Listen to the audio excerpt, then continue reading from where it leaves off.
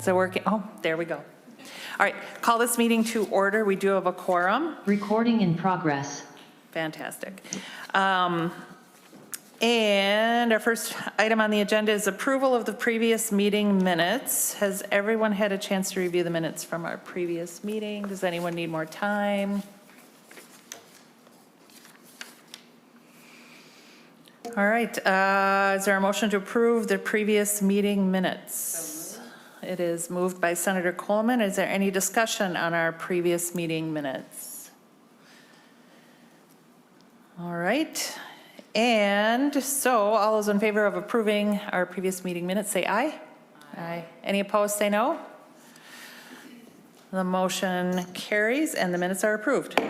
Next on our agenda is a discussion of a site visit that we had last week. We went and saw Pancalo Elementary School in Lake Elmo, and we had a great tour. There are some materials that we received during our site visit that are in our packet, and I want to open up discussion now to members about that visit.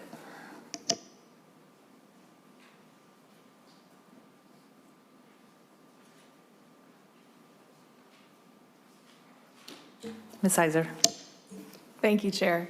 I was going to give Dave the opportunity to start, but I first want to thank Dave and his team for their very thorough preparation for us. I was really happy to see the same group that had testified, also those 5 staff members giving us 5, I think, right? Okay. I was really happy to see those staff members able to answer questions and to prepare the really beautiful documentation for us. That was really nice just to see some familiar faces. And so I just want to extend our appreciation to those educators for staying after their day and making a really good presentation for us. I was trying to think about how many school buildings I've been in over my career, and I think my best estimate is probably about 600. I think this goes in the top 3 of beautiful buildings I've seen, and we kind of joked on the working group. I heard people say, like this Pancalo is really, the creme de la creme. It's a really beautiful new site. And it was a really lovely site. I liked seeing how the calming rooms were evenly distributed throughout the site. It really looked like a welcoming place for children. And it looked very thoughtfully designed. It was very nice to hear the staff talk about how they worked in collaboration with the architects to design hallways that were not just a straightforward line, so that if a student was de-escalated, they had some privacy and dignity. That was really great to see. And it was just really colorful, and it just felt like a really warm and welcoming space. So I was really grateful for that. The seclusion room itself was, in my opinion, a really different experience than what we saw with the rest of the school. We saw calming rooms that had been distributed throughout the classrooms. They had I think one was even called a rainbow room. Like they had rainbow lights and swings and beanbag chairs and manipulatives in the room. And students could use them on their own schedule or use them as they needed. It was really easy to access. And then the seclusion room was really kind of a jarring juxtaposition for me. It was, towards the end of the building, you had to go through 2 double-sided doors to get to it. I raised concerns about if you had to restrain a student to get them into the seclusion room, it seemed like a long distance to get them through the building to the seclusion room. And then the seclusion room itself was just a drastic difference from the calming rooms. It's very small. The door was a large door, 3-4 inches thick, a big lock. I was uncomfortable being in that room for just a few minutes. And so I think the thing that I wanted to really make sure we're clear about and make sure that our ultimate report is very clear about is there is a dramatic difference between the calming rooms and the seclusion room. And that's true in almost every site. The calming rooms can be easily confused for seclusion rooms. We've heard schools say, oh, well, that's a registered seclusion room, but honestly, we just use it as a calming room. Those are very different things. And so that was one of the big takeaways that I took from our visit, was when I went through the calming rooms and when I toured the school, I felt really good. I felt like this is a really great place for kids who need level 4 setting to be. And then when we got to the seclusion room, those good feelings went away. And it felt very different, very stark. And I want to make sure that that juxtaposition, even in such a beautiful new building, even in the creme de la creme, that juxtaposition was stark for me. Ms. Winship. Thank you, Madam Chair. I want to second that exactly, and that is exactly what I was going to say. Thank you for the tour. I think the programming, the layout of the building, the staff that you have, everything up to that emergency crisis point of seclusion was amazing. I was so impressed. An exact same thing. When I walked into that area, the prison-like feeling I got from the doors, from the actual seclusion room itself, it brought chills to me. And I've never worked in a district that has a specific seclusion room like that. So for me to see it in person, and again, I do understand that there are times that it can be helpful and that parents support it, but all the research I find says that it is misused so often without regulation. And I haven't found anything that shows what appropriate regulation is or would look like or where that happens. But exactly the same. That feeling I got when we stepped in there was a really uncomfortable feeling for me.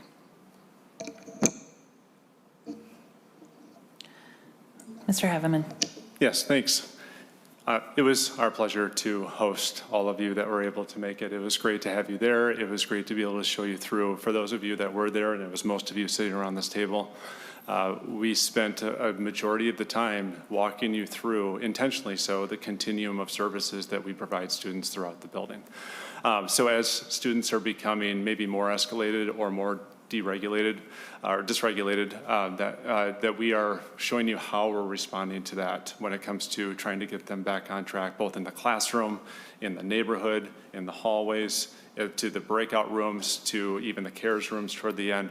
And I would say for the majority of the students that are there, and if you look at the data that you have in front of you here too from our site, for the majority of the students, seclusion room and the need for seclusion room is not necessary for most of the students that are there. We are able to usually get students back online the majority of the time, using some of the rooms, the spaces, the techniques, the training, you name it, across the site from the things that we talked about. And that's why we spent the majority of our time on that, because it is used very infrequently for a very small number of students. So when we get roughly the top 3% of the students from our 13-member districts, a very small percentage of that 3% needs seclusion as part of their day.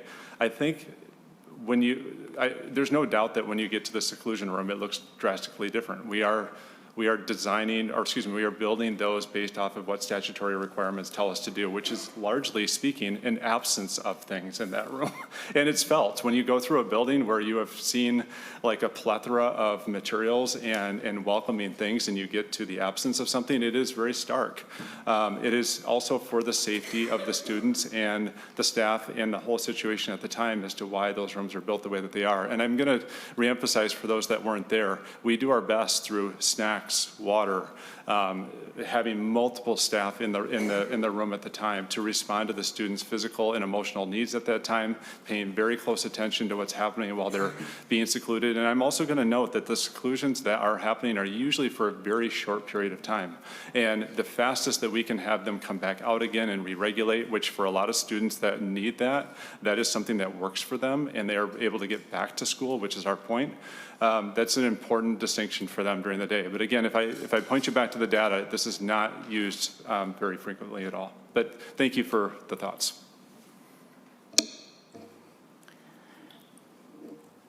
Anyone else have anything they want to share following our visit?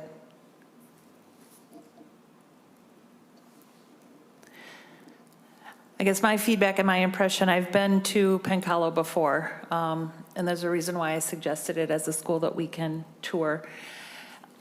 Many of the setting for schools that I've seen have been retrofitted to accommodate students that need that level of care. And a lot of places have done a very, very good job doing that. So it was impressive to see one built from the ground up, specifically as a setting for a school. When it comes to the seclusion room, yeah, it did have a different feel. And I think, to me, it felt more clinical than educational. And having seen other settings where both children and adults are restrained in emergency procedures or in a secluded environment, and I'm talking about, for example, United Hospital, the mental health locked ward. I'm talking about the day treatment program at Fairview University. I'm talking about Ramsey County Juvenile Detention. All the places where my son has been involve seclusion. And certainly Ramsey County Juvenile Detention, he was secluded. He was locked alone in a room at 11.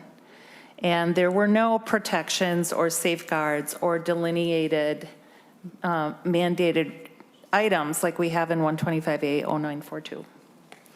So the goal here, while yes, the seclusion room looks stark, and yes, the feel is different, I can guarantee you from my personal experience, it felt better to be in the presence of that situation, knowing there was a cart to come out and a staff to welcome them back and a process to follow to reintegrate the student into school. That feels better than being in the locked mental health unit at United Hospital. It feels better than having a child incarcerated, because in those two situations, the outcome is unknown. You have no control over when your child is released from incarceration. That's up to the state now.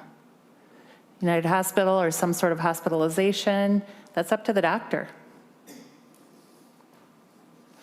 So to have the ability to have a safe place for the student to go when they're in an emergency situation.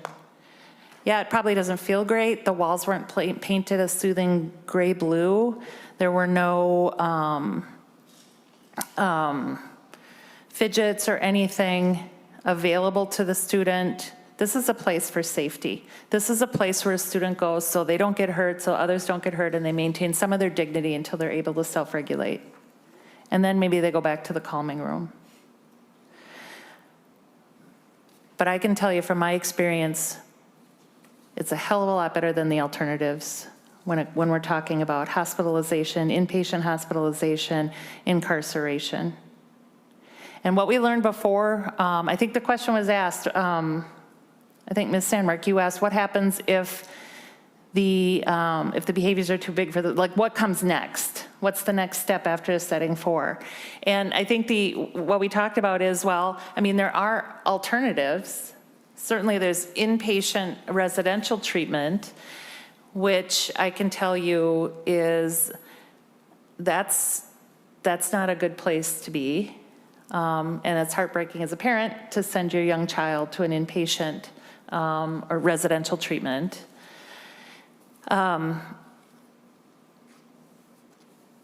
Oftentimes the private day program at Fairview is the only one I'm aware of. If a child is too dysregulated for that program, they won't take them. If a child, so now we're up to homebound, and now they stay home. And how is that compliant with the IDEA? How is that providing your child with a free and appropriate education?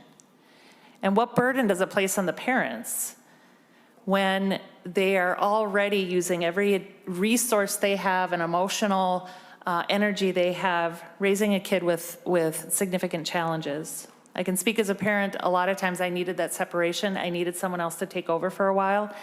And the school was that, and it gave us a break. Being a caregiver is exhausting, it's isolating, it pushes you. There were so many times I felt like I was at the end of my rope. And it's hard.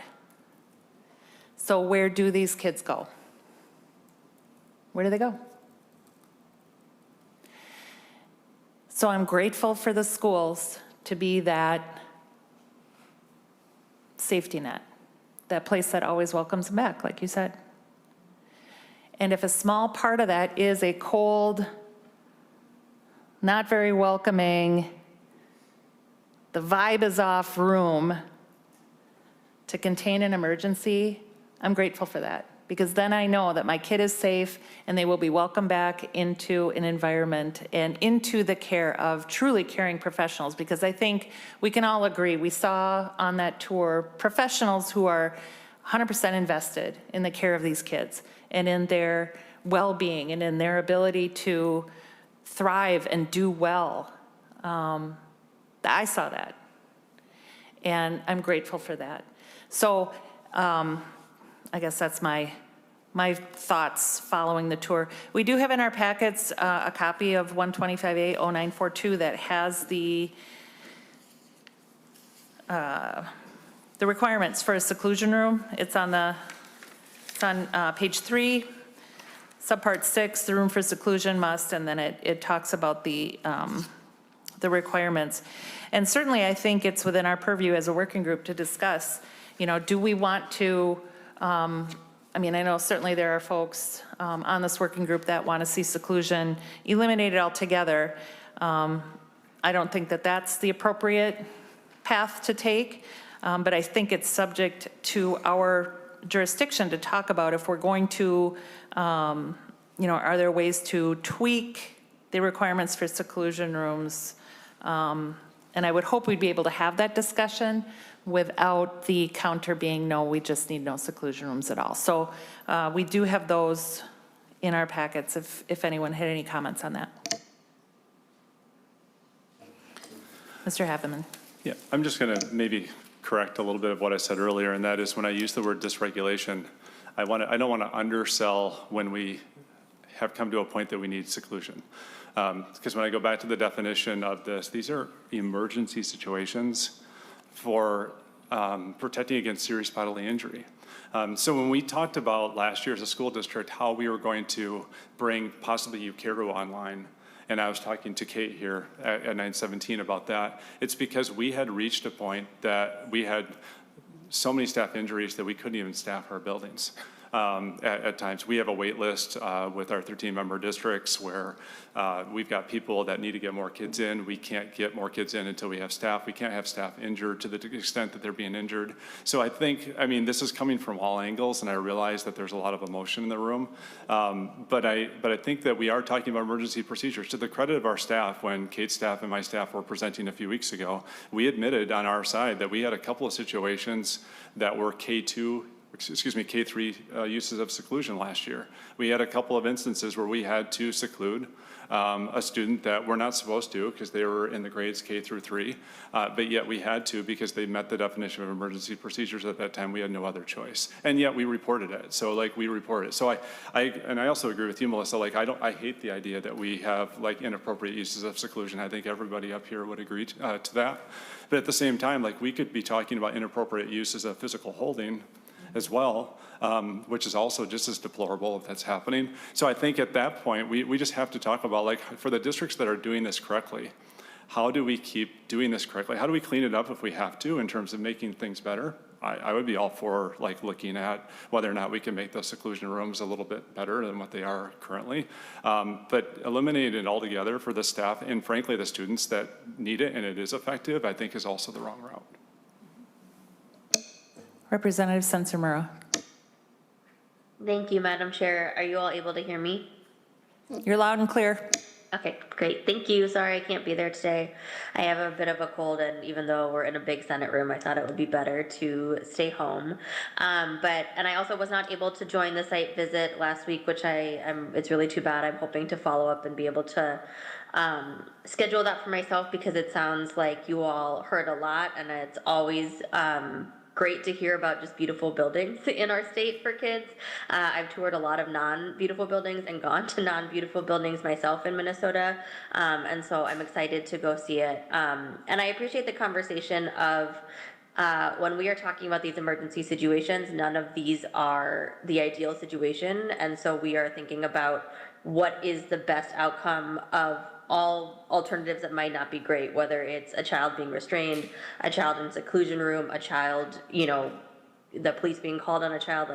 I really hear that none of those are good situations, and we're kind of trying to wade through what is potentially the least bad option. I did have a question about the data, and thank you so much for all of the information.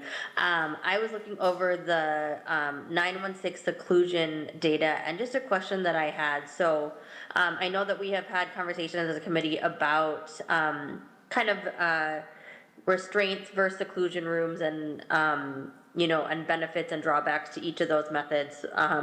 So what I'm seeing when I look at the table of data around the average duration of restraint versus average duration of seclusion, and I guess my confusion might be also there's a table that says average duration of incidents, and so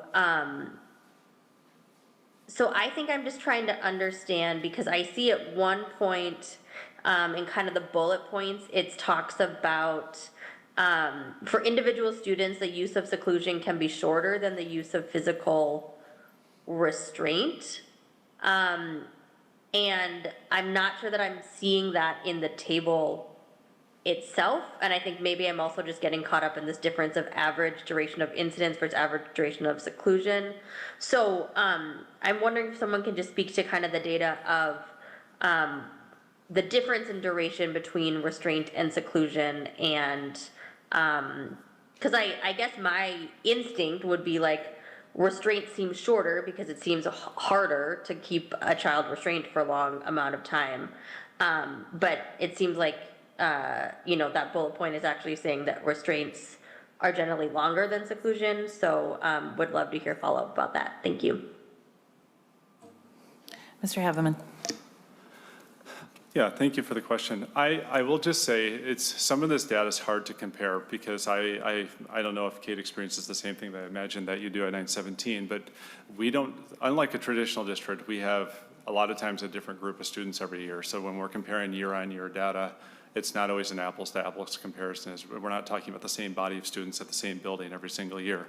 So with our programs in particular, and we had a lot of program changes last year for Bel Air, for South Campus, for Cora, and also actually, it affected all of our buildings, frankly, and so because there was a domino effect. And so we really do have a lot of new students, new staff, and with that, the data can change. So the data is the data. What I can tell you anecdotally is that with the amount of seclusion being banned in K3, and with us not having that ability, we have had more uses of restraint, and the restraints have gone up in terms of the duration.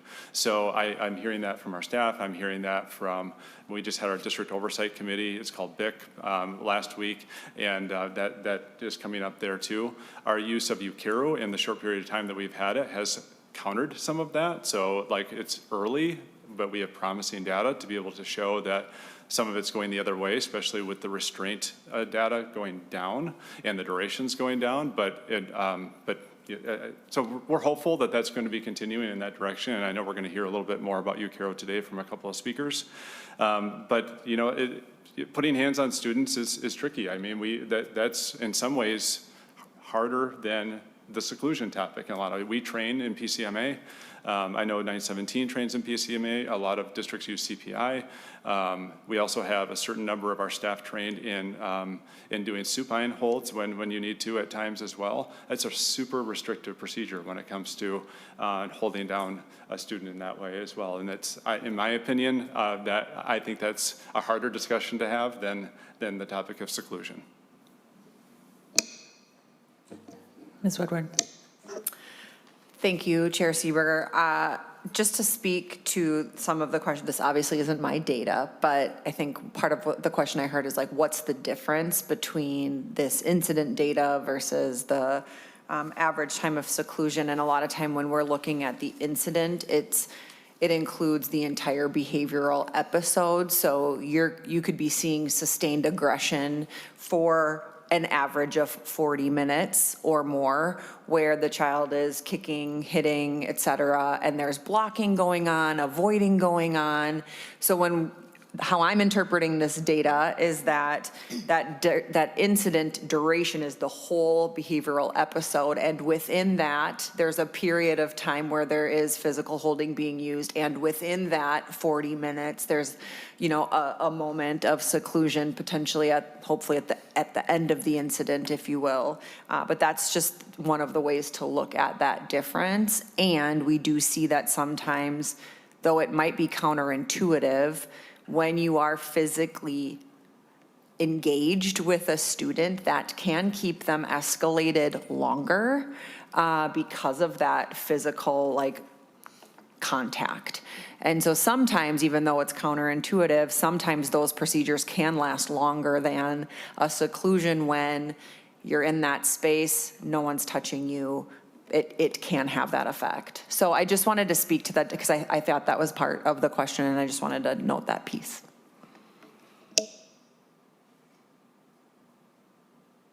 Hang on, I think I saw a sign. Who was first? Okay, I'll put you down. Ms. Sandsmark, I think you were next. Thank you, Madam Chair. I just wanted to thank you so much for sharing the experiences of 917 and 916, especially talking about restraints and seclusion data that Senator Murrah brought up. I really appreciate that. I wanted to also just affirm back to kind of a little bit farther back when Senator Seeberger, you mentioned use of seclusion in juvenile detention. That is now not being used anymore as of 2023. Just want to highlight that. And getting to the way seclusion feels, and of course understanding that it's meant to be used in an emergency procedure, it's meant to be used for a safety, physical, ongoing threat of violence or bodily harm. I also want to, if it's not today, I want to see if we can take a closer look to maybe even outside of 916's data and looking at the misuse of seclusion as well, especially when it's not being used in an emergency procedure. Just getting to some of the folks that have been reaching out to me under concern about the usage of seclusion and parents that have gone through it in a misuse way for their children, especially their Black and brown children that have been subjected to this in a misuse. I know this is maybe a slight tangent, but I just want to make sure that we're highlighting that issue as well as we go talking about the way seclusion rooms look and feel. And I agree, looking at the statute in that way, but also how can we shore up and make sure that it's not being utilized in ways that it's not that it's inappropriate to do so. Ms. Halls. I think we've moved on from it. That's all right. Representative Senator Murrah, did you have more to add? No, my hand wasn't up. Okay, I just wanted to give you an opportunity if there was follow-up. I think, so Ms. Sandsmark, to kind of expand on your point, I think what I'm seeing evolve so far during this work group is two different things with regard to seclusion. Number one, when it's used appropriately as a tool, it's a tool just like anything else. And but I think the bigger discussion here perhaps might be how do we get at the misuse of seclusion? And my understanding in talking to both you and Ms. Heiser over the course of the last few sessions, that's really the driver that I understand to be behind the K through 3 ban and the push to eliminate it altogether. My concern is, and I think it would be appropriate for us to discuss at a future meeting, if these districts aren't following the rules now, what assurances are there that they will in the future? In other words, if we were to ban seclusion universally across the board, what assurances do we have that they're still not going to be misusing this a harmful practice with students? And I think that's my concern. And I would encourage us as a working group to acknowledge that seclusion can be used as a tool, but it is also misused. And I think last time we sort of we started pointing in the direction of, what do we do about that? Like, how do we ensure schools don't use this as a disciplinary practice or misuse it? I think that might be the root of the issue here. And that's kind of where I would like to see us focus at some point in a future meeting. What's happening, where's it happening, why is it happening, and what can we do as a legislature to ensure that our kids are safe and protected? Ms. Sandsberg, did you have anything you wanted to add? No, I appreciate the comments, Senator, and Ms. Heiser, did you have something to add? Yes, thank you, Chair. I just want to make very clear, I think that the misuse of seclusion is a universally agreed upon a problem. But I also want to be very clear, speaking from Minnesota Disability Law Center as the protection and advocacy agency for the state, our position is that any use of seclusion is inappropriate and traumatic. And therefore, even in an emergency situation or even within the confines of the law, it is still inappropriate. We are not the only ones pushing for an end to seclusion, as poor Greta is now sitting under Sue Aberholden's nameplate. But as Ms. Aberholden told us, who's the veteran of these conversations, the Restrictive Procedures Working Group, MDE, the conversations that have been happening for decades have been around ending seclusion in this state. And the Restrictive Procedures Working Group, which was schools and advocates and MDE all together, set that deadline of September 2026. And so I want to make sure that we're honoring the work that's already been done and the conversations that have already been done, that this is not a new conversation. This has been a long-standing debate and dialogue. But the outcome of the Restrictive Procedures Work Group and MDE's recommendation was we need to find a way to end seclusion, the inappropriate or the legal use of it and the illegal use of it within the confines of the current statute. We need to find a way to get to the point where none of us are using that anymore. Thank you. And I think that the salient follow-up to that is we haven't found the way yet. We haven't figured out how to prevent the misuse of it. We haven't figured out, we have Ukeru, which we're going to see a demonstration on, and we have folks that have been working on alternatives and have been thrust into the position of having to find alternatives for K-3 students. But I don't think we're there yet. And while I understand the position of your organizations, I completely disagree that there is no place for seclusion in our schools, and would certainly invite your organizations to take a look at the mental health wings in the various hospitals around the state where children are routinely isolated, secluded, and kept in often abominable conditions for days on end. So if we want to have that discussion, happy to have that discussion as well. I think it's, I completely disagree with the goals stated by MDE, and I have never been shy about saying that. So we'll leave it at that. Any other discussion on our school tour? Ms. Woodward. Ms. Hulse, I'm sorry. Just for posterity, Ms.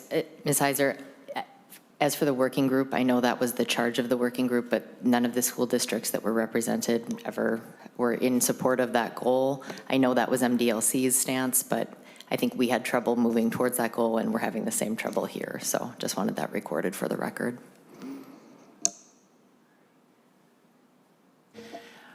Okay, our next item on the agenda is the Ukeru presentation. We have Danielle Thompson from Fridley Public Schools, ready to teach us a thing or two.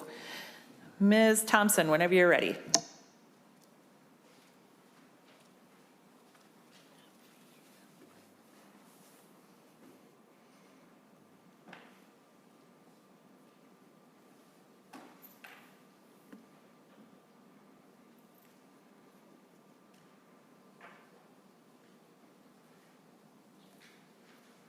There you go. You can just navigate like this. Is this on? Yep, it is.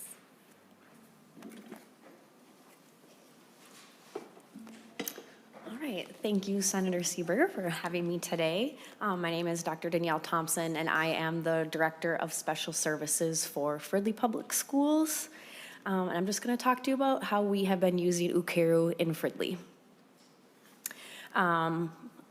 From what I understand, you probably have a little bit of knowledge, but I'll just give you a little bit more. For us, and the goal of Ukeru is having that safe, comforting, and restraint-free approach to interaction as much as possible. And the pieces around Ukeru that I think are very valuable is the emphasis that they put on your brain development, your interpersonal relationships, and then the focuses on trauma. They really strongly define and share about the prevalence of trauma, how trauma and the brain interact together, and then that just different trauma-informed approaches. So what does that look like when we use it safely and successfully? Both students and staff are safe. That is the biggest thing with the use of Ukeru in our school district that we see. It's a proactive approach to supporting students because we have so much learning around trauma in the brain. You're able to use those skills to help be proactive and prevent that escalation. And then utilizing it, we have really seen minimization in injuries in both staff and students, which we'll chat a little bit more about why that we have implemented, and that's one of our main goals.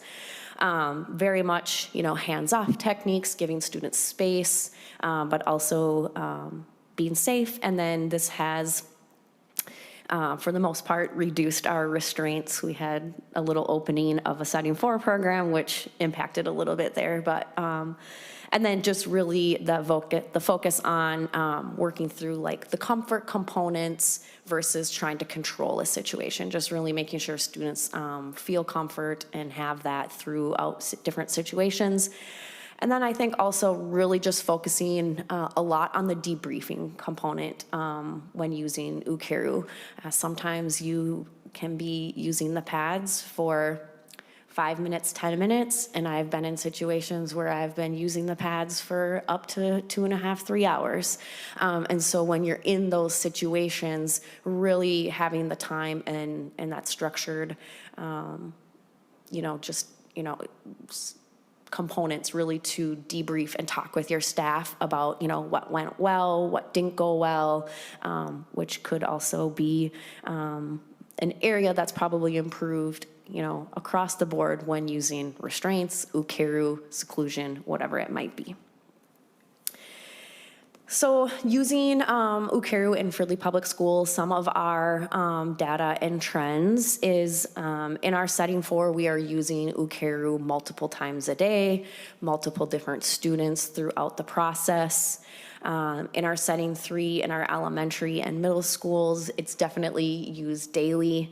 And we see it a little bit less in our high school settings, just because in my experience, students who are smaller have less words, and we have seen that they often are a little bit more physical than our bigger students. They just like to use inappropriate language and or threats more often with us.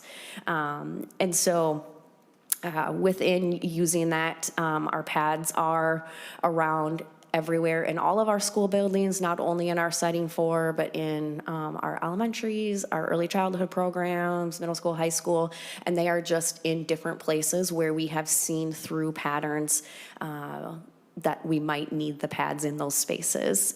Sometimes that's in less structured areas. Sometimes as well, that's just in our different special ed classrooms. And sometimes that's just, kind of wherever it might need to be. So some of our restrictive procedure data, so in the 22-23 school year, we had 36 recorded restrictive procedures. We had implemented Ukeru the following school year, and you can see that we did have a decrease in our restrictive procedures. Last year, we did have a little increase, but again, not as much as that 22-23 school year, but we did open a setting for a program last school year as well, which supports kind of that increase in the restrictive procedures. So prior to us implementing Ukeru, we really would see that we had pretty significant staff injuries.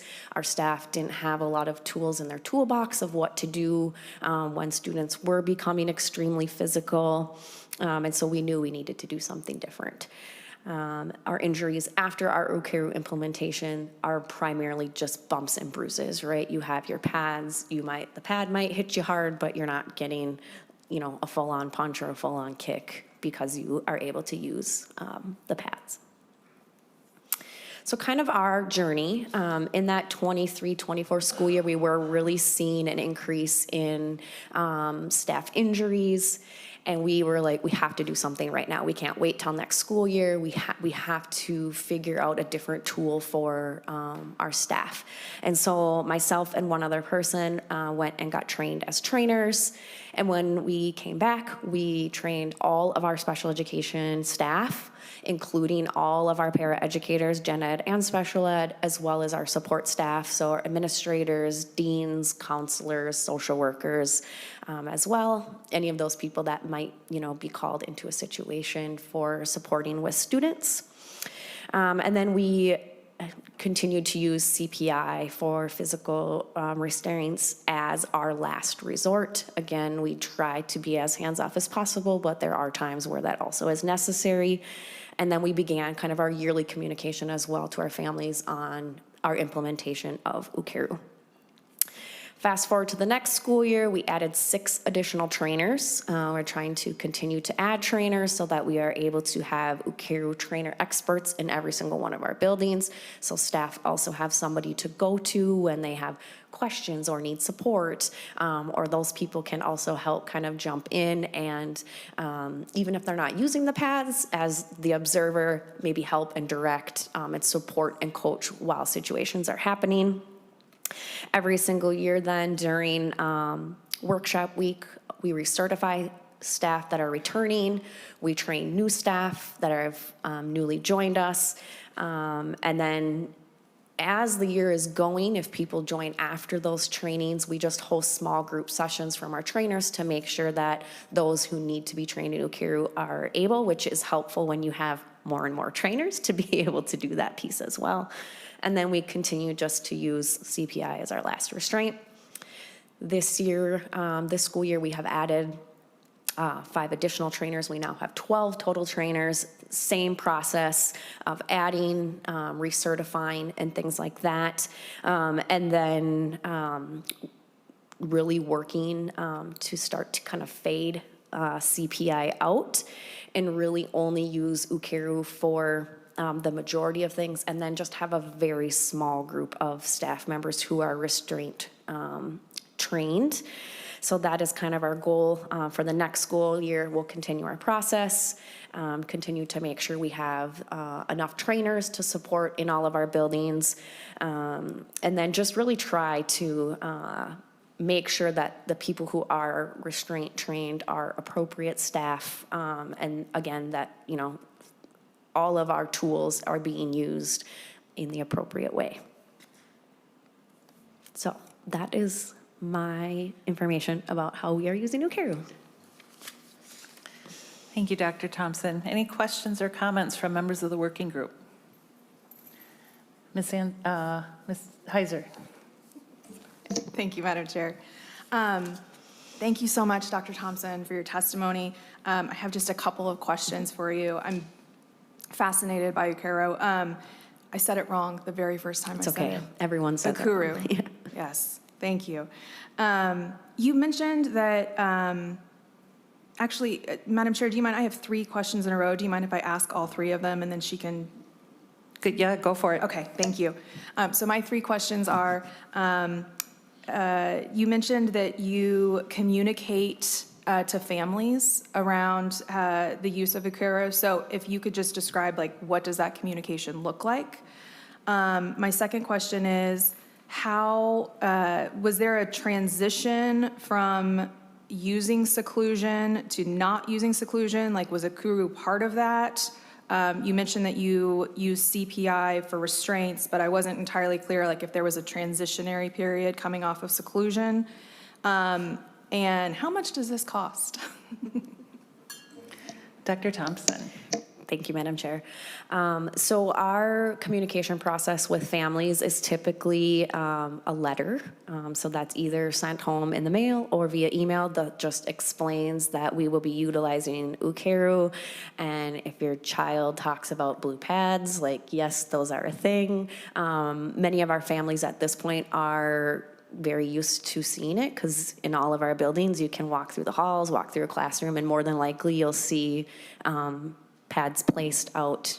They're just part of our day. Our students lay on them, they color them, I'm gonna be honest, even students sometimes will chuck you a pad when you need it. So, so that is kind of the way that we have communicated with families. I have been in Fridley for like 11 or 12 years, and we have never had a registered seclusion room. We have only ever used CPI as long as I have been there. So we have just continued to use both Ukeru and CPI at this point. Ms. Heiser, did they? Oh, and how much did it cost? Thank you. Apologize. It kind of varies. If you send staff to be trained, there is some cost, obviously, in training your trainers. That can vary depending on the number of people that are at the training group and the number of people you are sending to be trained. And then the pads are a little expensive. I will not lie about that. However, you don't necessarily have to buy Ukeru pads. There are some alternatives as well that are less expensive, that are still pads. We prefer to use the Ukeru pads. They're a little stiffer, so you're not like flopping to hit staff members, which can cause a little bit more injuries. And additionally, they have a tag on the back that reminds you, as the person using the pads, of the things you cannot do with them. So, and I'm gonna be honest, like, the students will read it as well, and they will say, like, wow, look at that, you can't use it this way. So if someone is using the pad incorrectly, they will call you out. So, thank you. Ms. Heiser, anything else? Thank you, Madam Chair. Dr. Thompson, I'm certain you don't have these numbers off the top of your head, but given that your district and your level 4 site has been using Ukeru for a couple of years now, it would be really helpful if you could supply to our working group what the total cost has been and with how many people that you've trained, just so that we could get kind of a feel for, how. I'm certain we are not talking 3 digits. I am certain we are talking closer to 4 or 5, but it would be really helpful to know what those total costs look like year over year. Thank you. Dr. Thompson, any response? Thank you, Senator. I do not have that information off the top of my head, but yes, I can get that to the group. Ms. Sandsmark, did you have questions? Yeah, I just truly thank you so much for walking us through the change in your district and the usage of this really sounds like remarkable tool. I'm really interested in just hearing how a procedure would take place using Ukeru, like in a normal setting, how it's being used in the school right now. Like, if you could provide, if you're able to, an example of an instance or an example kind of version of an instance that might in its usage. Dr. Thompson. Thank you, Madam Chair. Yes, I can do that. So we have students that maybe are trying to go after another student. And so we have used our pads when they are physically trying to throw things or hit the student. We are able to use the pads, hold them up. The student essentially hits the pads. Sometimes also students just are trying to communicate something with us and they don't have any other way to communicate what their need is with us. And so they are just, maybe throwing things or, hitting or punching. It's really about making sure that we are giving the student as much space as possible, making sure that they are not injuring themselves. That's a huge component of as well. And there's different pads for different purposes as well, like biting, self-injurious behaviors, and then really just working to hold the pads up to protect our bodies and the student when things are happening. Ms. Sandsmark? Thank you so much for that description, just so I got a better and more clear idea. And I just want to affirm that I really appreciate your time today and just the work that your school is doing, your district is doing to reduce holds, as well as just giving space for children to de-escalate as much on their own as possible and to work in collaboration with staff. So thank you. Ms. Woodward? Thank you, Chair Seeberger. I have a question and then some information about costs of Ukeru, having just initially implemented it, that I'd be happy to share. My question is, we talked about this a little bit last time, that when we talk about districts who don't have seclusion, we also wanted to be considerate of the fact that some independent school districts are members of intermediates where many of the intensive programs are taking place. Can you speak to Fridley's status? Are you a member of an intermediate district where you access those programs? And then again, some students who are residents of Fridley may be having seclusion as part of their plans. Dr. Thompson? Thank you, Senator Seeberger. Yes, we are a member of 916, and we do have some students that are at 916. I don't know off the top of my head who has seclusion in their plan, but there would be an opportunity, if necessary, for that to be a part of their plan. Ms. Woodward?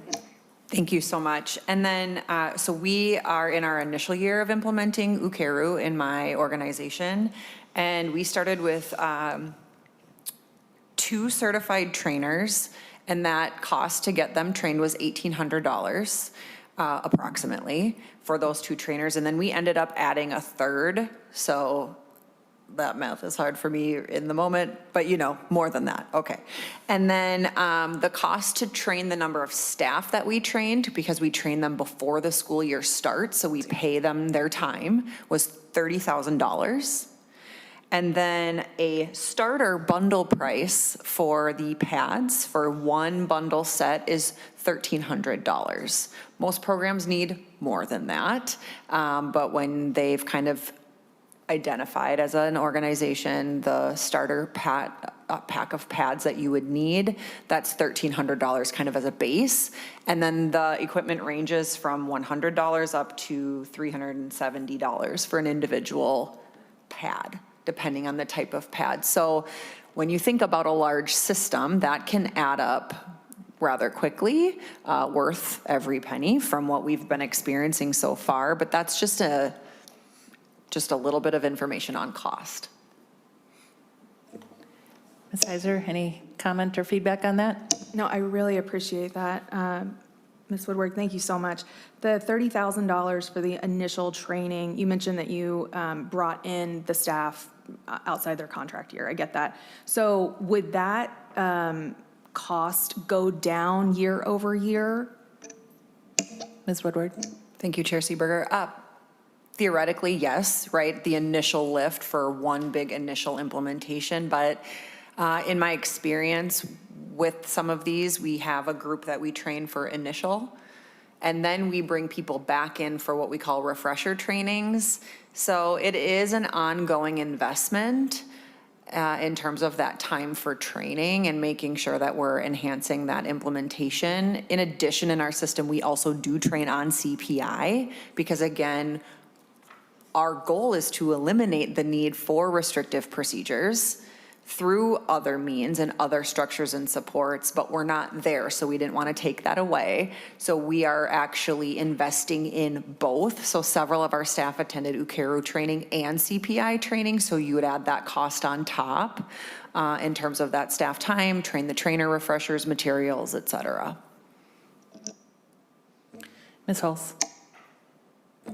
Yeah, just to add to that, there is a yearly training refresher requirement for those trained staff members who are trainers, and that's to the tune of typically about $450. Ukeru has an interesting pricing structure.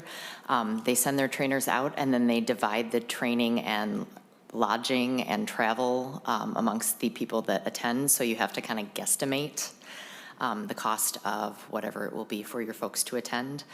Typically, an add-on of about $150 onto the price that they give you is about right. But if you're trying to get an exact number, it can be tricky. We also recently priced out and purchased for all of our programs in 916, and we ended up spending about $55,000 for all of our Setting 3 and Setting 4 programs. Big upfront cost, and we're hoping that that's the heaviest lift right there. And then, patch kits were another thing that we invested in to the tune of about $5,000. Those aren't sold by Ukeru, but we have found that pool patch kits, the latex pool patching kits, and then some non-latex, in the event that we have latex allergies, are proving to be really effective. We got that hot tip from some trainers. So just for anybody out there, that has proven to be very effective. So. Ms. Heiser, anything else? No, thank you, Chair. Ms. Samsark, anything else? Okay. And Dr. Thompson, thank you for coming in and talking a little bit about Ukeru to us. I know we've been very interested in it, in learning more about it as a working group. And so just to clarify and sort of build off of what Ms. Woodward said, you had told this working group that Fridley had never had a registered seclusion room, but it sounds like your Setting 4 students go to 916. Is that right? Thank you. Both.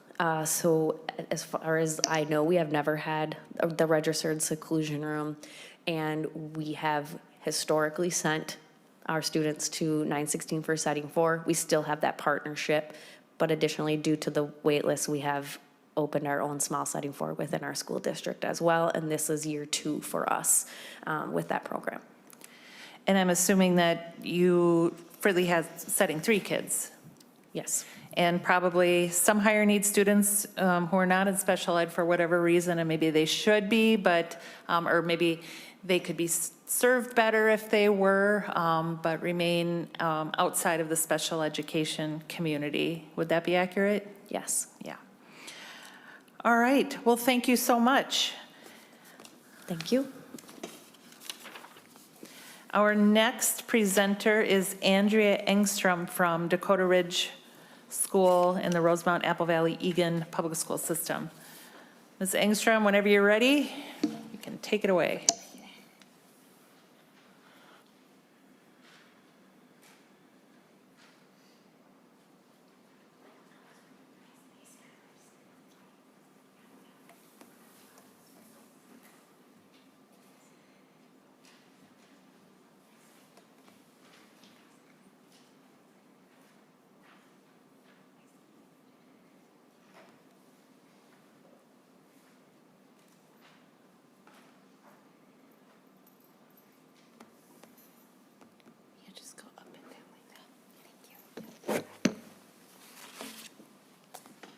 All right, good afternoon. I'm Andrea Engstrom. I am a special ed coordinator at Dakota Ridge School in Apple Valley, and I am here to talk about the work I love to do. I get to go to work every day and make a difference in the lives of students, and so I'm going to talk about Ukeru, but I'm going to talk about it through a little bit of storytelling because of the students and the stories they bring with them. By the time students arrive in a federal Setting 4 school, school hasn't been successful. School's failed for them and their families, and we pride ourselves that we get this fresh start with them. So we tell families when they walk through our door at Dakota Ridge, we're a fresh start. We're a clean slate. We're going to meet them where they're at, and we're going to start fresh with tools and resources and all the things. The 3 young men in this picture are currently middle schoolers, and this is a picture from our spring carnival last year at Dakota Ridge, and they have not only found academic success, regulation, but they have found friends. Often our students are the students that don't get invited to birthday parties. School carnivals aren't options for them because the dysregulation is scary for their families to take them to in the evening. And I look at these young men. One transitioned this year full-time mainstream at his home middle school. He'd been with us since 3rd grade. The other 2 have done time. That sounds terrible. They have spent time in their home middle schools and are still coming back to Dakota Ridge because they haven't quite got all the skills to do it successfully. But we're building on those success, and they are proud to be with us. This next slide is just more of the friendly faces and all of the students that find success. When these students no longer need setting 4, they transition to less restrictive environments. And the young men in the previous picture, they are examples of that. But the students who are in a setting 4 where we're using seclusion are always the students who are most impacted by the challenges they face. So our traditional tools have been a smaller environment, smaller class sizes, controlled environments with locked doors, additional adults, sensory tools, creative approaches, break spaces to teach how to take a break, and then when an emergency arises, we have used restrictive procedure and seclusion, all while teaching academics. So this is all going on concurrently. And the students in these pictures are successful. They're regulated, they're experiencing traditional school experiences within a small, highly structured environment. Each student in this picture has experienced all the tools I just shared with you. And these faces show you what joy, friends, and success look like. They are proud of their school. Many of the families of these graduates, they look at these 2 individuals up here, and many of these families never thought they would get this experience with their children. And they got to walk across a stage in front of an audience. And at times, their behaviors are big and they're scary, and these experiences just weren't options for them. We are part of a large comprehensive district, and we align to the strategic roadmap of District 196, and we're proud to do that. Within District 196, just to kind of give you a picture of who we are, there are 38 school buildings, there are 4,400 staff members, 29,000 students, and at Dakota Ridge, our site where we have seclusion and where we've implemented Ukeru, we serve 115 students. This is just a snapshot, but it's really important for me to point out that seclusion isn't a tool widespread. It is a tool being used with less than 1% of the students we serve in a large comprehensive district. And many of those students we serve in those environments are living in group homes, or they're coming in and out of residential or correctional facilities. The district's mission is educating, developing, and inspiring our students for lifelong success. And at Dakota Ridge School, we are committed to that. So Dakota Ridge is a setting 4 school within a large comprehensive district. We are not members of an intermediate. 917 is our neighbors. They are right in our community. We serve under that one roof, grades K through age 22, with all disability categories, various levels of programming, and on average, we have about 115 students at a given time. We have 39 licensed staff, 45 paraprofessionals, and just this fall, we opened a new wing of the building with 6 new classrooms and an additional multipurpose space because the needs are growing and we just couldn't meet them all. So when I think about Ukeru, this young lady comes to mind because she is our poster child of what success with Ukeru stands for. So at Dakota Ridge, our mission is to be a community engaged in developing the unique skills of individual students through creative programming and collaboration, and that's what this has allowed us to do. She has no idea how those blue pads in our hallways and in our classrooms have changed her life, but she is able to name that the things adults do to support her at Dakota Ridge have changed school for her forever. I was walking down the hallway one day last spring, and she's walking down, she walks on her tiptoes, bouncing with her stuffed animal, with a para, and I hear, she has no idea I was standing there, but I hear saying to the para, I just love coming to school. Dakota Ridge just gets me. And I think that's what we have used seclusion with her. We have used restrictive procedure at our other sites in the district, not seclusion. She had used multiple restrictive procedures to the point that the elementary school she was in before us, she couldn't attend during the traditional school day. She was attending on a homebound model, going to school for an hour a day after all students left, and being served by a licensed staff outside of their contracted day.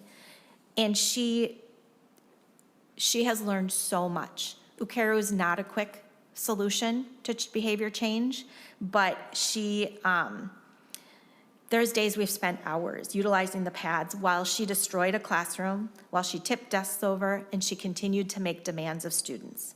But what we know is that these were the tools she had in that moment to express what she needed. She's a highly articulate, verbal young lady, but when dysregulated, that verbalization, she loses all ability in that frontal lobe and that ability to use the tools that she knows of to actually get her needs met. And the Ukeru pads kept us from having to touch her. We were able to use the pads to keep people safe, contain her in a space. This approach didn't go easy for all staff. It was new for us, and staff were confused. Why are we letting this go on for so long? We need to stop it. We need to interrupt it, so we're not allowing her to think this is okay. It took a lot of time, staff debriefing, staff conversation around what works, what doesn't, but we saw change. And it wasn't like quick and easy, but over the course of, I would say, 3 months, we got to a point where it just wasn't necessary anymore. She figured it out. And she's not only learned that she can get the support she needs and she can use her words to say it, but she has really become her best advocate. She really knows what she needs. And it's life-changing for families like hers. They can go out in the community. They can go other places. I think we underestimate how isolating it is for some of these families when community experiences aren't possible because of the dysregulation students experience. So why did we choose Ukeru at Dakota Ridge? I'm going to be completely honest. We've had a strong history of a strong foundation at Dakota Ridge of Tier 1 interventions. We are a PBIS school. We have GRIT, is what we say, and that stands for goals, resilience, integrity, and trust. And that's what we lead everything with. But when our staff heard that the legislation was changing and some of our youngest, most neediest students, we weren't going to be able to use seclusion, quite frankly, they were overwhelmed by how we would keep them and everyone else safe. And a lot of these students are students who have experienced extensive trauma, and the idea of us going in and using a restrictive procedure was re-traumatizing them every time we had to touch them. And our families expressed fear. How are you going to ensure my child stays safe, that they don't elope from school? We had a fascinating experience last year with a construction site right out our main door as they were building our addition, and students, not shocking, they eloped to the construction site. And you can imagine the shock of the workers out there not familiar with the work we do. Students going after tools, students going after, and the tools we need to keep them safe are just, sometimes what we have isn't enough. And what we truly believed when the legislation came through was that I can't go to my staff and say, well, I'm just taking a tool away from you. We were really intentional that training for Ukeru was about adding a tool to their toolbox. We gave no requirements, we gave no directives. We simply stated it as a tool in their toolbox to ensure we are approaching all students in the way that they need us to approach them. So this is, as she previously spoke about, Ukeru is based on the idea of comfort versus control. And as I went through the Ukeru training, because I was skeptical at first, and so myself and 2 members of our team went down for our initial training, And what resonated with me while we went through training was Ross Greene, right? It's probably dating me. I've been doing this work a long time, but Ross Greene says you have three options. You can imply adult will, you can ignore, or you can try Plan B. And to me, Ukeru was the Plan B I was bringing back to my staff. I was bringing back another tool for them to feel like they were going to be able to do their job and help students feel successful. We also, one of the things they train in the training is that the pads should be present. The pads should be part of your environment. We don't want the pads to be this special tool that comes out in a crisis. We want them to feel supported and as resources. And this young man in this picture, his story is he disassociates frequently. He lives in a group home. He has significant mental health concerns. And when he's hearing voices, he can get very violent because he doesn't like what they're telling him to do. He pounds on brick walls. He bangs his head. And this is all in efforts not to hurt anybody or himself, but to make his voices stop. And we have successfully used Ukeru. There's one, they call it the starfish. You stick a pad in between their head and the wall so that they can't injure themselves. And he plays with the pads during break times in the classroom. So it's not scary when staff slide it in between him and the wall when he's struggling, because it's just part of our environment. Again, these are just more examples of the ways our students played. We really encourage teachers, if you're not comfortable using them, that's okay. I want them in every classroom. So we purchased the whole bundle for every classroom. And you can see they built towers. They used it as their bowling alley. They just set up against desks, so they were just there for students. Last winter, we had students take them out, go sledding on our hill with them. We've really tried to just make them a safe part of our environment where students don't have to be threatened when we need to use them to help people feel safe. So our journey back in 2023 is when we really started exploring this conversation. And I'm going to orient you a little bit to this slide and these numbers. So in the year 22-23 at Dakota Ridge School, which is the only place in District 196 where we have approved seclusion rooms, we had 134 students that we served that year.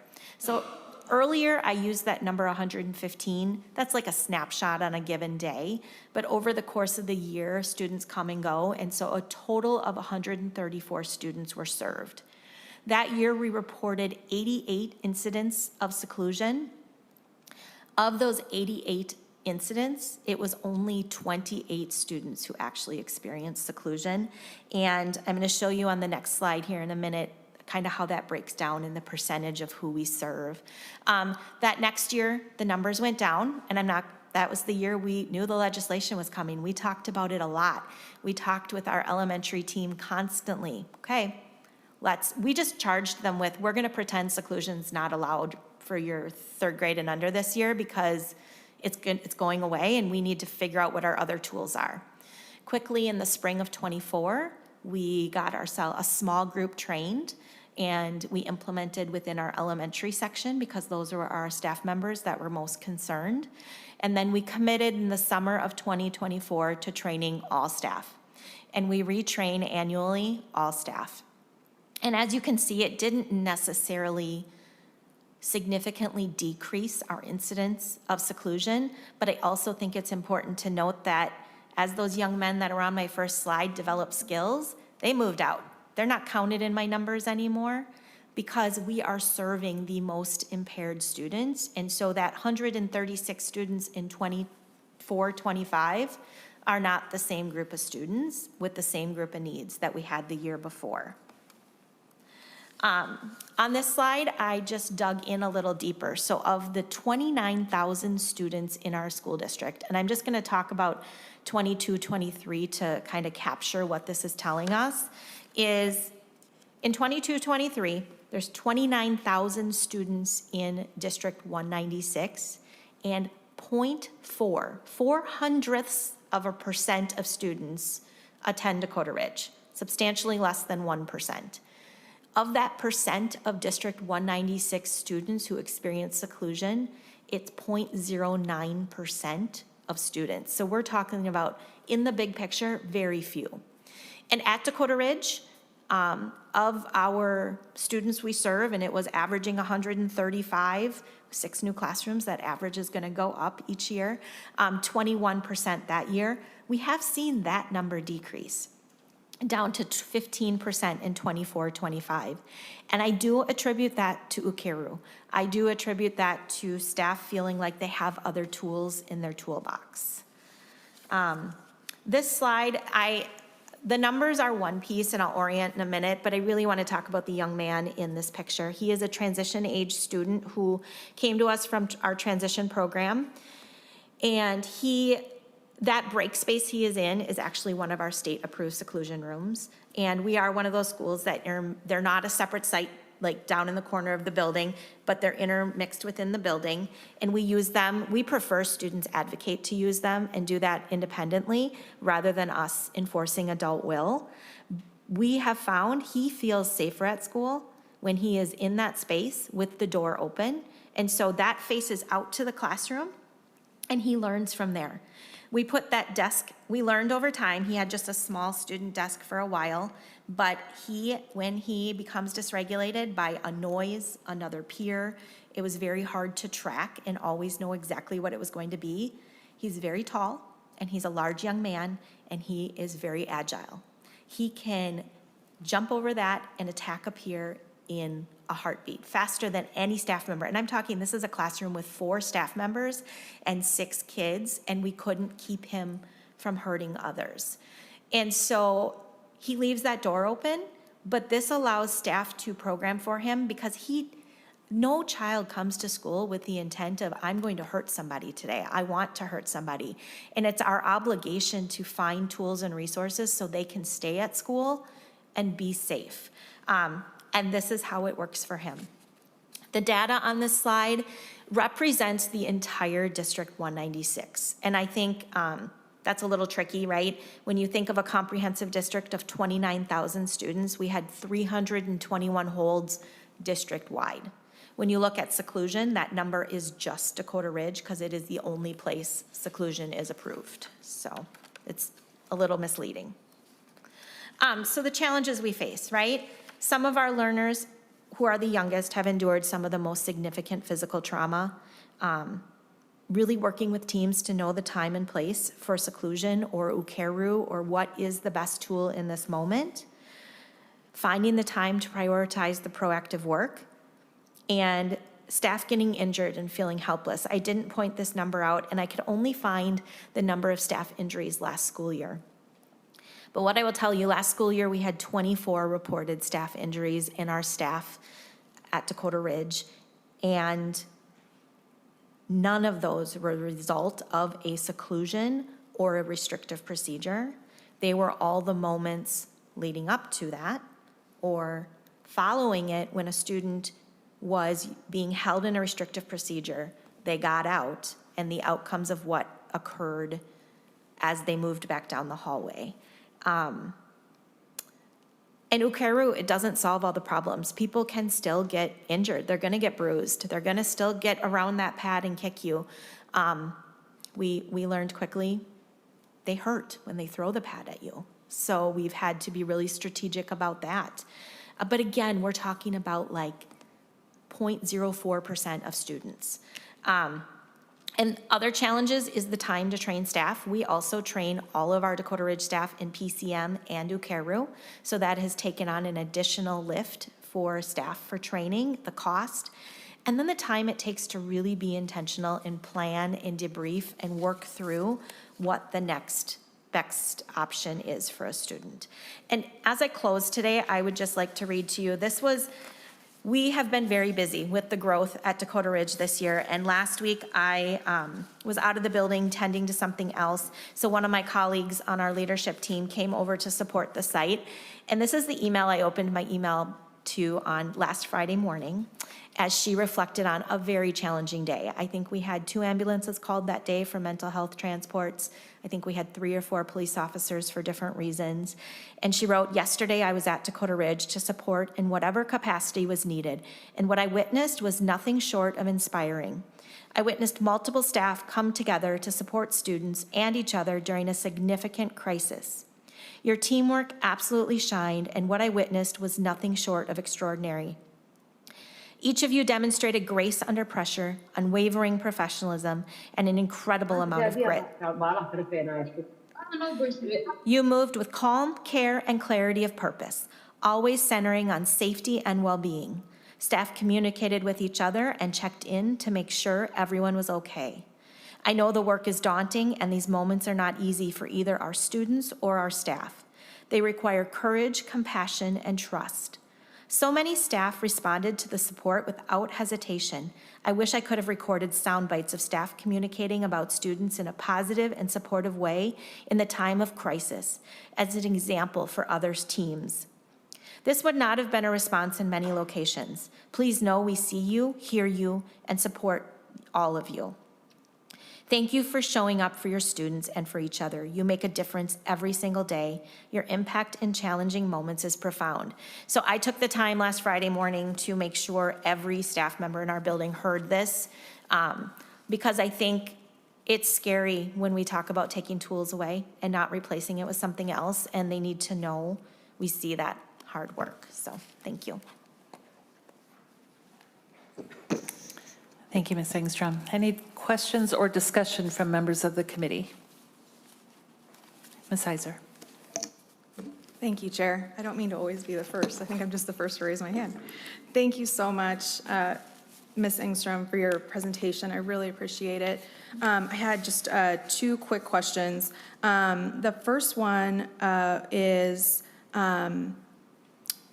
when you are talking about the timeline here, am I understanding correctly that had not the legislation changed, we would not have gotten Ukeru? Like, that was the impetus for I don't Ukeru? know that we wouldn't Engstrom. have eventually gotten there, but that was what pushed us to start. I think knowing surrounding areas were exploring it, we were exploring it, but I wouldn't have made sure we got out that spring to get it started, to be honest. Ms. Heiser. One question, maybe for Andrew. I am slightly concerned, you've given a very great presentation. I am slightly concerned about the public nature of these stories coupled with the students' pictures, not only for the families, but also for the district.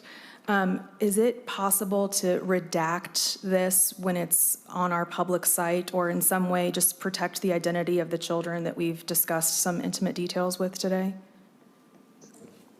Andrew. Madam Chair, thank you. Ms. Heiser, thank you for the question. I can work with Ms. Engstrom. It is your presentation, but I understand the concern for sure. We can work if you'd like to change any So- content. We can post a new version for sure. I did Ms. Engstrom? confirm with so we have a database of families that elect for their children's pictures to not be used, and I confirmed that none of these pictures are included in that. Ms. Heiser. Thank you, Chair. I appreciate that. District 196 holds a special place in my heart, and I'm actually an expert in FERPA as well, the Family Educational Privacy Act. I am really concerned that the coupling of information about the children specifically with their pictures and their special education status might wind up a district I really like in some hot water. So I think we just need to be ultra careful with the public information. Thanks. And Ms. Heiser, I'm happy to make sure and work with Mr. George to ensure that anything that's disseminated publicly or on our website has the appropriate privacy precautions taken. Any other questions or comments from members of the working group?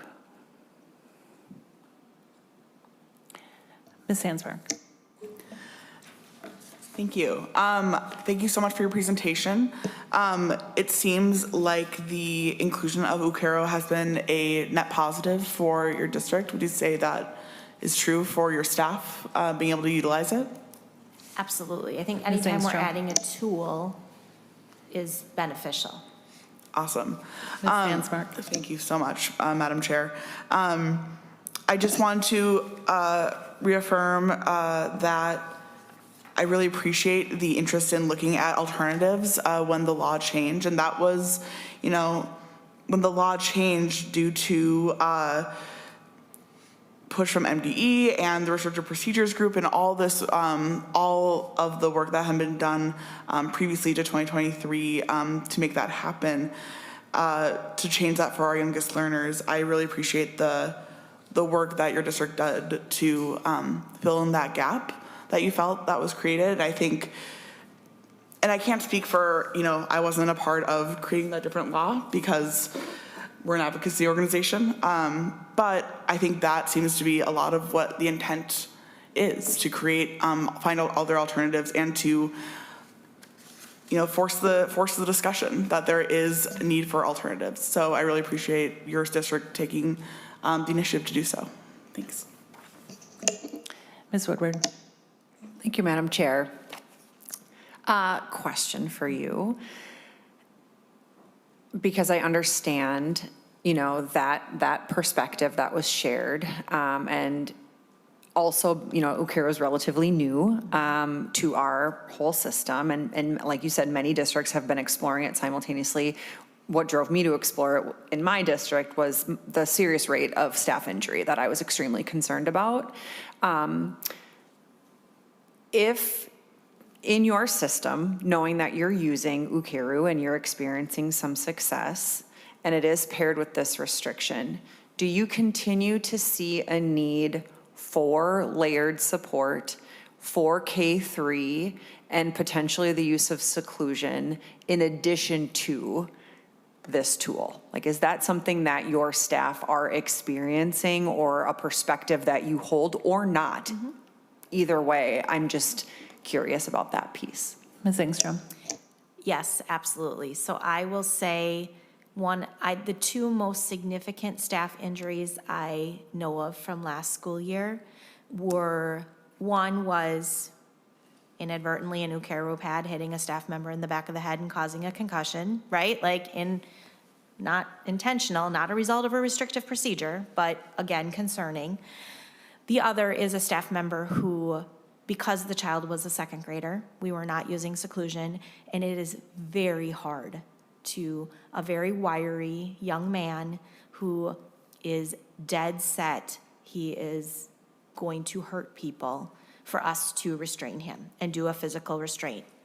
And he is still only a third grader. I just participated as the observer in a restrictive procedure earlier this week with him, and it takes 3 people swapping out every 2 minutes because a 3-person immobilization is exhausting, and that's 3 people touching this one little being while he's trying to regulate.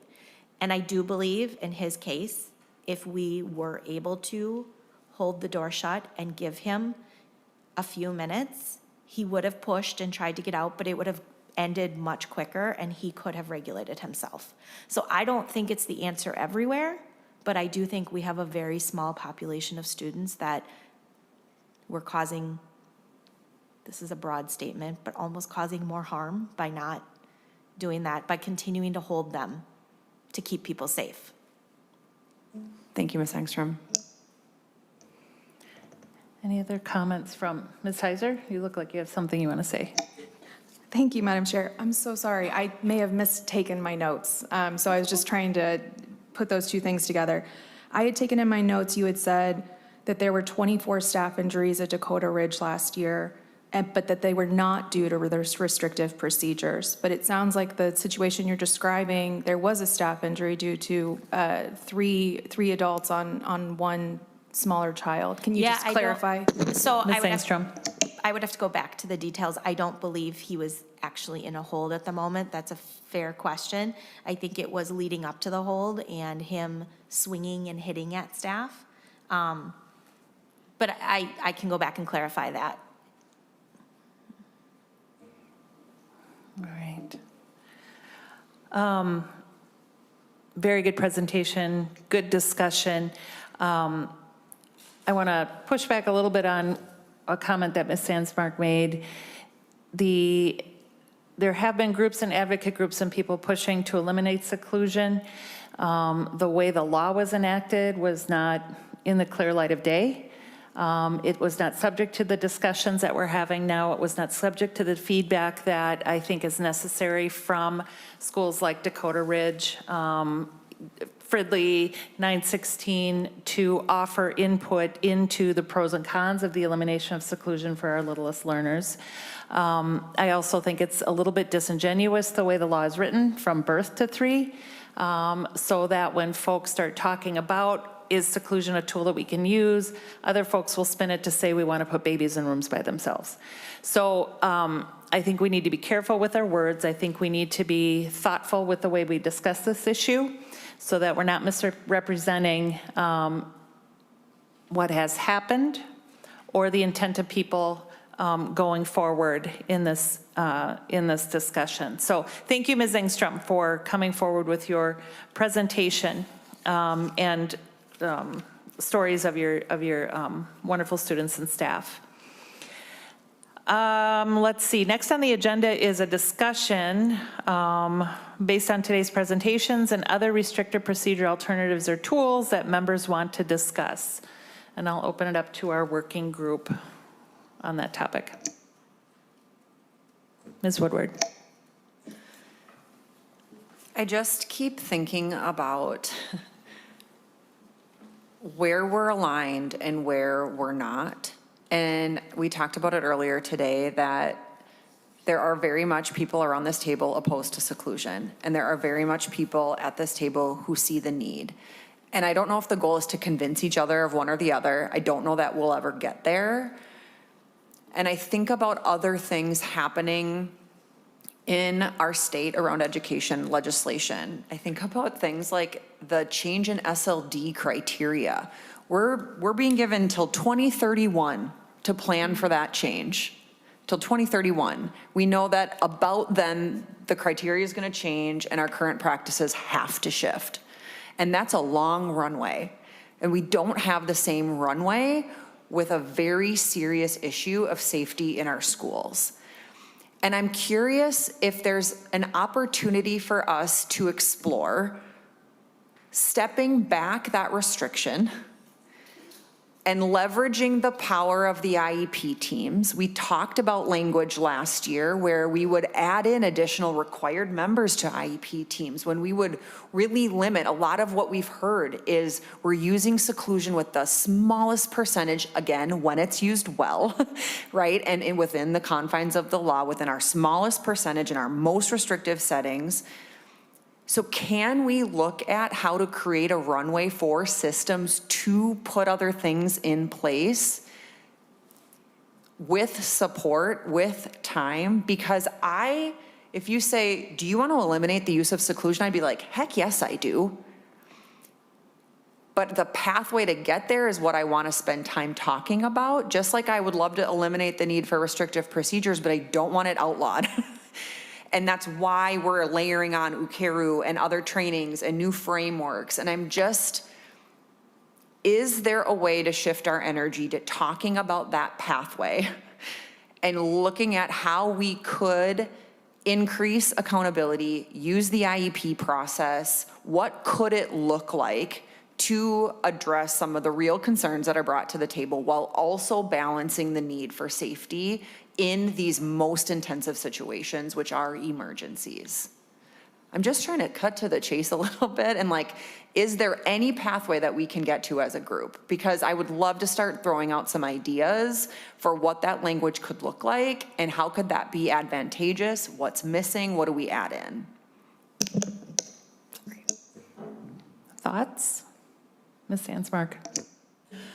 I know, at least from the coalition I'm representing, Solutions Not Suspensions, any rollback on the use of the ban of seclusion birth through 3 right now, we would not be able to be aligned with that. However, we always want to look at alternatives and ways to benefit children. So whatever that can look like, looking at Ukeru, does it look like increased spending for special education students? I just know as a coalition, we based on the volume of families and youth that I work with and talk to regularly, there's just no pathway for us to be okay with rolling back the current ban on for our youngest learners. But it doesn't mean that we aren't interested in talking through filling in that gap and what other alternatives could be. But I agree that there needs to be, there needs to be alternatives, but I just want to be affirming and in agreement with our coalition and the Disability Law Center and other groups that are aligned with us that work with really high need students and families that have been pushed into things like seclusion or restrictive procedures in outsized ways, in ways that are considered inappropriate by law. That when a tool is used over and over again, it feels like in a way that damages the mental health and well-being of our most vulnerable kids. I think looking at alternatives first is important. And when it comes to IEPs, that's a really great thing you brought up. I think it's important to make sure the IEP process is done with integrity and done really well. And unfortunately, what we've learned through IEP processes with so many kids that have families that don't speak English as a primary language, with families that can't always attend every single meeting around IEPs, who work multiple jobs, that IEPs are very, very confusing. So I'm hesitant to allow the usage of seclusion through IEP because of the lack of transparency with IEPs in general. And when a parent or family does not have a chance to look at an IEP, that it goes into effect anyway without the parent being able to, sometimes within a timeline that the parent can't get to. So I'm just concerned about that. Yeah, that's my comment. And all of those concerns were addressed in the legislation that passed through the Senate last session, ensuring that there was someone who could assist in the native language so the parent or caregiver understood what was in the IEP. Explicit consent had to be given for these provisions in the IEP. It wasn't a no response, it goes into effect type of situation. Those are just two examples. And those were ways that I, as the author of that bill, were attempting to negotiate in good faith to try to find the middle ground on how do we make this work. Because I hear the arguments that seclusion is misused and it harms students. Yes, I think we all agree to that.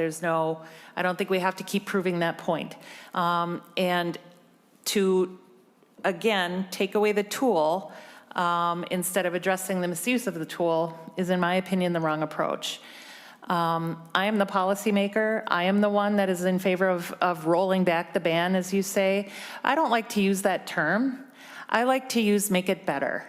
We did an action in 2023 that I think was harmful to some of our students in the attempt to make things better. And I don't think it worked the way that some folks had hoped it would work. I think we've created more problems than we solved. I don't know that I have seen any data that the misuse of seclusion has gone down since 2023. I haven't heard one data point in that regard. What I have heard is that districts that put in the time and try to do it right are hamstrung. And we haven't given them alternatives, and they've invested tens of thousands of dollars in alternative methods to try to keep everyone safe, foster a supportive environment, and do right by our youngest learners. So it frustrates me when I hear some of the comments about when we try to lump it all into one window, that seclusion is never okay under any circumstances. That's not accurate, and I think we've seen plenty of evidence to support that that's not accurate. Is it preferred? No. I think all of us up here would like to say we don't want to use it.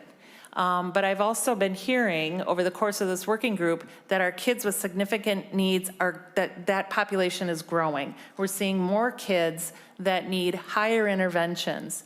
We don't have the time or the bandwidth to try to dive into why that is. But if we're taking a tool away when we're seeing the needs grow, I think we're doing a great disservice to our students and to our staff and to our educators who serve the highest needs kids. So I think it's absolutely inappropriate again, and I have to say, the way this law was passed was not in the light of day. We did not have the discussions. I, as a legislator, had no idea that it was buried in the education omnibus. Nobody talked about it. The omnibus bill was hundreds of pages long.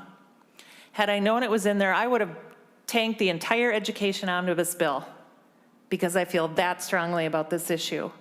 And I feel that strongly about how it was deceptively slid into the omnibus bill without sufficient input, planning, runway, or alternatives based on something that it probably didn't even solve in the first place. So I think we have a duty as a legislature to address the problems we created with that bill and solve the problem we were trying to solve in the first place. And I think both things can be true at the same time.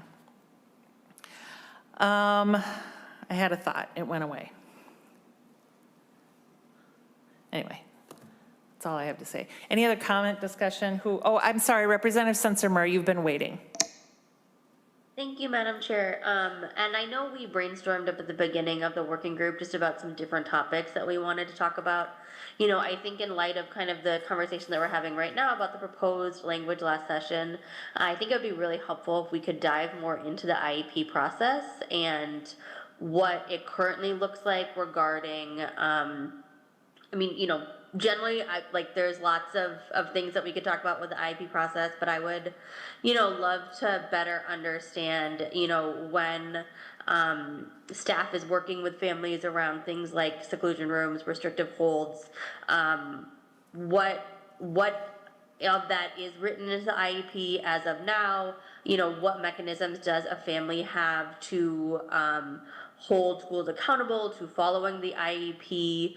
I do know that concerns that I heard last session around the proposed language was the power imbalance that can often be there between families and staff around the IEP for a variety of reasons that show up not just with this specific issue, but in many different places. And so, I think if we are going to talk about that as a potential, piece of legislation, I think it'd be really important to spend some time really diving into the IEP process. So I hope that that is something that this work group can do in the future. Thank you. Thank you, Representative. And I think we have some time budgeted in future meetings to start talking about solutions, and not solutions, but ideas or courses of action that we could recommend to the legislature. And I would encourage you to take a look at the bill that passed through the Senate. Many of those concerns and many of those notions that you brought up were addressed in that bill, and that might be a good starting place. I think diving into the entire IEP process is well beyond the scope of this working group, but certainly if there are specific portions of that that could be useful as it relates to this topic, that's certainly within bounds as well. Ms. Molas. Hello, Madam Chair. Hello, can you guys hear me? I was looking at the consent, the parental consent. It really is a very tough one for our community, especially for those who doesn't speak English. A lot of times, parents are sent paperwork, prior written notice. There's no interpreters available. So I disagree with the parental consent because it never works for the families that speak other language other than English. Also, I wonder if work group can collect data on how much and how many times this seclusion has been appropriately used. Informally, we have seen a lot of families telling us that it has been, inappropriately misused. I wonder if this work group can collect data on that. Thank you. Those are the two things I wanted to add. Thank you, Ms. Molas. Does anyone have any input on that? Name panic. Mr. Haveman. So I want to piggyback off of the last two people that just spoke, and also Ms. Woodward, because I do think the IEP process, at least portions of it, is something where we could focus our time to find some solutions. I totally agree that the language barrier when it comes to some of our families is a real thing. It's very, very hard sometimes, as that individual just pointed out, that we have people that we're not able to get interpreters to the table in a timely manner. We're not always able to get on the same page with having them understand what we're saying, and vice versa. I think the interpreter is just as much there for us as we are as the other way around. I also think that case managers struggle sometimes, and justifiably so, with navigating hard conversations at the IEP table on things that are less complicated than seclusion or restrictive procedures. So you think about one-on-ones or paraprofessionals, ESY determinations, you name it, those are hard things to navigate. And so I've spent a good deal of time along with my colleagues trying to teach case managers how to work through that. It's a skill like any other. So I think if we could focus some time on helping case managers walk through some of these steps with parents and the IEP team so that they do have notification. I think if we have to discuss whether or not the notification has to be longer than 14 days, for example, for situations like this or situations where there's a language barrier, I think we might be open to that. Because we don't want something to just time in after 14 days if the parent really doesn't have any idea what we're talking about when it comes to some of the things we're discussing. So I think there are segments of this IEP process when it comes to how we run an IEP meeting, how we communicate some of this, how we teach our case managers how to navigate through like the steps of that process when it comes to restrictive procedures, whether it be holding or seclusion, that I think we can find some common ground on. Ms. Woodward? Thank you, Chair Seeberger. I wanted to just provide one example of how the process can look different for certain things. There were a couple of years ago, MDE clarified guidance around a parent's ability to opt out of a 3-year reevaluation if it wasn't necessary. And as we went through that process and understood that option, where it landed was we have to get express consent. We can't get implied consent to waive that 3-year reevaluation. And so we have a separate process. And if we don't get a signature on a separate piece of paper for that component, we have to do the 3-year reevaluation. There is no implied consent in that particular scenario. So we do have a mechanism for something different than the complex PWN and the 14-day passive consent and that whole piece. And so I just wanted to plant that seed while we're in the middle of this conversation, because we do have structures for that already that we could be replicating. I will say, as a parent on the receiving end of IEP communications, as a native English speaker and a woman with a law degree, I'm also a lawyer, Ms. Heiser, I've been one for 30 years. Nothing is more confusing than those notices. So I think there is room to absolutely make some changes, simplify things up a little bit. It has gotten, I think, unworkable in the IEP process. The meetings themselves are stressful, they're horrible. It is tough topics that you're talking about. Usually I would take a day off of work, because my husband and I would both take days off of work because they're exhausting to go into, they're exhausting coming out of, and it was really the only thing we could do with our day. So I get it, and I think there is a lot of room for improvement in that process. That's a great idea. I'm taking notes and writing this down. Anyone, Ms. Hulse? I do want to go back to the idea also of providing some sort of universal technical assistance around the use of seclusion and restrictive procedures. I've been thinking a lot about that, and again, reaching out to some of the groups that might be able to provide some of that, whether it's through MDE, whether it's through some of the low incidence providers, regional providers that could do some of that. I think that partnered with something like having express consent as part of the IEP process. I mean, I think those infrastructures exist within our state, and I think we should look at leveraging them for something like this, because the experts are out there. I also just, for a minute, please humor me. At times this group feels somewhat adversarial, and it reminds me of the battle days of the MDE working group. And I think we're all here because we care about this issue. And I know that's why we're here. And on this side of the table, I just want to say, like, we didn't start in administration. We all started because we liked kids. I mean, Nicole was a school psychologist. I was a school psychologist. Dave was a BVI teacher. Melissa was a school counselor, still is. I mean, we started this because we wanted to help kids with disabilities. And I think I see that in the work that you do as well. And I think we get into this realm where every problem looks like a nail when you yourself are a hammer, right? And I think that if we can do some radical trust of one another and try to meet in the middle on some of these topics to try to problem solve this, hopefully we can move forward with some proposals. I really hope that we can, because I hear everything you're saying, and I can imagine what it's like to go back to your constituency of supporters. And I know, I can imagine what they're telling you. I also know what it's like to go back to staff who are frankly getting beat up every day. And, you know, walking off the job saying we don't have the tools necessary to keep other students in our classrooms safe and to keep ourselves safe. And I think it's just, I think the accelerated timeline helps no one. I think approaching this with compassion and with creativity is what's going to get us there. So my soapbox, thank you. Thank you. Representative Sensor-Mura. Thank you, Madam Chair. I just wanted to go back to talking about the proposed language from last session. I'm wondering if you might be able to send that out to the group.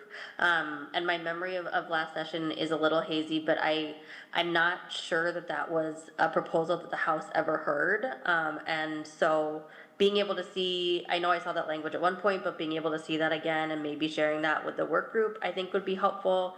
I'm also wondering, again, from what I recall from last session, and I said on the Education Finance Committee, I don't believe we heard that proposal in that committee. And I don't think because we did not hear it, I don't believe we took any public testimony on that. Can you speak to, you know, was there a hearing on that in the Senate? And I guess either way, you know, is that something that we would be able to do with this committee, take some public testimony, you know, on that proposal? Thank you. Thank you, Representative Sensor-Mura. Yeah, you're correct. It was not heard in the House because the chairs refused to hear it. It was heard in the Senate. We did have testimony on it. It was extensively worked and reworked with stakeholders from every different walk of life. And it did pass off the Senate floor, I believe, with Senator Mann, who was responsible for the K-3 ban, voting in favor of it. If she didn't vote in favor of it, she at least gave her blessing on the language, because I worked with her as well on making sure that we covered all the bases that we were looking to try to cover. But I'm happy to send that out to the working group. It did pass off the Senate floor, but got held up in the House because your chairs refused to hear it. Ms. Winship, you had a question. Just a quick thing, I kept forgetting to say it and I almost forgot it again, so I'm glad you guys keep track. I saw yesterday on, I think I was on Facebook, Autism Society of Minnesota is doing a webinar November, I can't remember, specifically on seclusion and restraints. So I signed up. I'm curious to see what that discussion looks like. So just wanted to share that with everyone. Thank you, Ms. Winship. I saw that too. And it was on my list of things to briefly talk about before we adjourned. I have to find it now. Here it is. Nope, that's not it. It is on November 5th from 6 to 7 p.m. It is a Facebook post from the Autism Society of Minnesota. What struck me, however, was the way it's phrased and the framing it was used to talk about this particular discussion, and I'll read it. Red exclamation point, school exclusionary discipline practices, like seclusion, suspension, and expulsion, have long-lasting effects on students and families, especially those from marginalized communities. This is hosted, it says, join parent and advocate Maren Christensen-Hoffer, Executive Director of the Multicultural Autism Action Network, for a powerful virtual conversation on November 5th from 6 to 7 p.m. Learn about the history and definitions of exclusionary discipline, what the data tells us about who is most effective, parent and student rights, and current legislative discussions about their use. I want to caution us all on our terminology and our use of language. This is never a disciplinary tactic. It is against the law to use seclusion as discipline.